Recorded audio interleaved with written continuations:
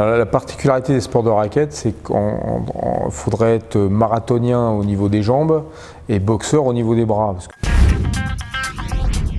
C'est vraiment une problématique de placement, de déplacement, placement et une action très rapide. Donc on doit travailler la coordination tout le temps. En fait, l'idéal après, c'est de trouver dans la préparation physique des situations qui vont permettre à la fois de travailler la coordination, à la fois de travailler le cardio-training par le déplacement et à la fois travailler la vitesse de bras par des simulations de frappe ou par un travail spécifique au sport de raquette qu'on utilise.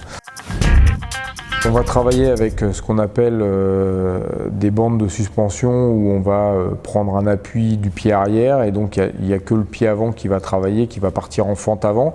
L'avantage de cet exercice, c'est contrairement à une fente classique, le pied arrière, malgré le fait qu'il puisse s'appuyer sur cette bande qui n'est pas un élastique, qui est une bande dure, elle est quand même instable. Donc du coup, l'appui est quand même instable et ça oblige un meilleur appui du pied avant. Donc on va renforcer l'appui du pied avant, on va renforcer entre guillemets l'intelligence du pied avant pour vraiment avoir une stabilité qui va nous permettre, quand on n'aura plus cette bande qui nous retient, d'être encore plus stable quand on aura la possibilité d'utiliser nos deux pieds. Donc à partir de là, je vais vraiment pouvoir travailler sur des répétitions de 10, 15, 20 fentes comme ça sur l'avant avec le pied arrière qui est retenu, utiliser à chaque fois la frappe dans la situation. Je vais prendre à la fin 30 secondes, 1 minute, 2 minutes de récupération et puis je vais recommencer, je ferai 4-5 séries de cet exercice sans oublier de faire un coup la jambe droite et un coup la jambe gauche.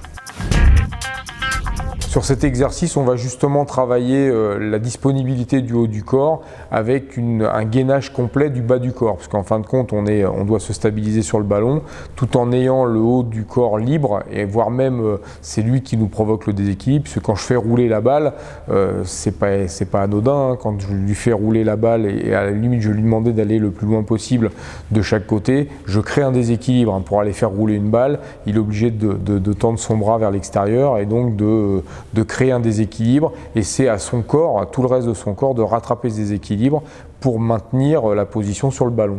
Donc à chaque fois, c'est lui qui provoque son déséquilibre, mais c'est son corps qui le rattrape et qui finit par gainer tout son corps pour que cet exercice soit facile à faire.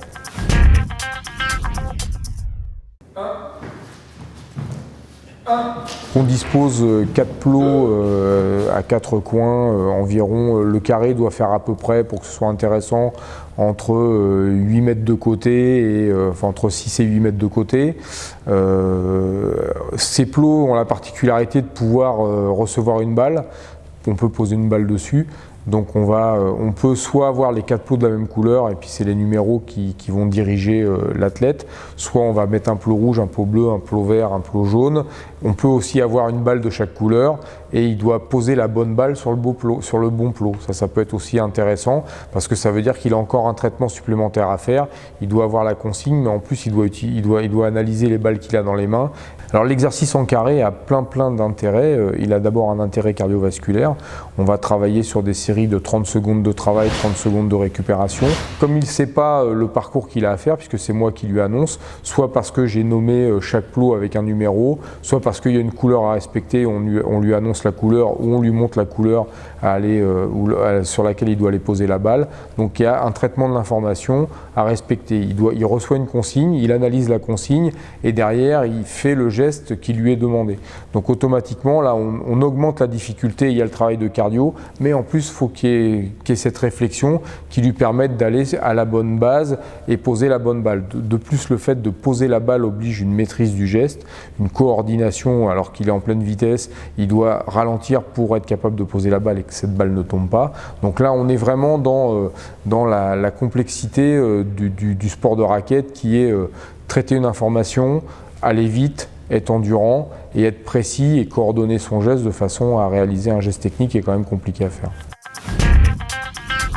Alors l'exercice sur le chariot va permettre de travailler les ischio-jambiers en dynamique, ce qui qui est assez intéressant par rapport à une activité comme le squash, qui va muscler énormément les quadriceps et donc va créer quelque part un déséquilibre entre le ratio ischio-jambier-quadriceps. Et va forcément, quand il y a un déséquilibre musculaire, il y a un risque derrière de blessure, il y a un risque de se péter le genou, entre guillemets, enfin de se faire les croisés, parce que justement cette tension est plus équilibrée.